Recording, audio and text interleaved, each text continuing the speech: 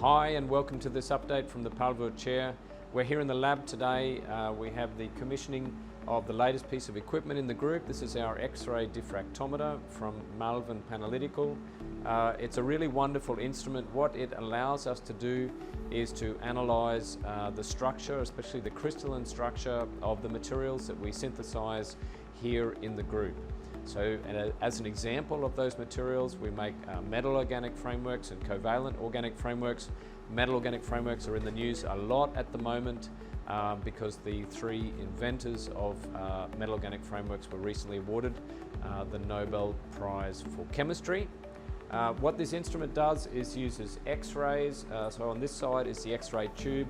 It generates these X-rays, irradiates a sample that's on a stage here.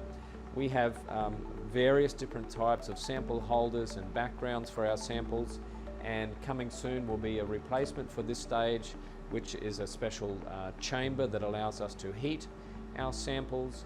The X-rays are diffracted off these crystalline or partially crystalline materials, and the diffracted X-rays are detected here in the detector. Both the X-ray source and the detector can move, and that allows us to collect diffracted spectra over a range of different angles to theta, and this is just one sample spectra for a very, very crystalline test material, and so you can see beautiful sharp peaks.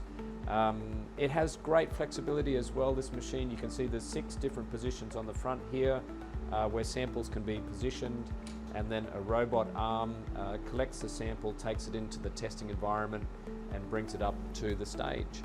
It's very, very safe. The whole thing normally operates with this closed down, so even though it's an X-ray device, it's perfectly safe for the users and the other people here in the lab. We're very grateful to the university, especially through the Strategic Equipment Fund, through provision of the funding. It's quite expensive to have a piece of equipment like this, and most of all, we're excited. We're really, really looking forward to making a lot more materials, especially porous or crystalline materials, and testing them here along with all of the other equipment that we have here in the lab to drive forward our research and advanced materials for clean energy and environmental applications.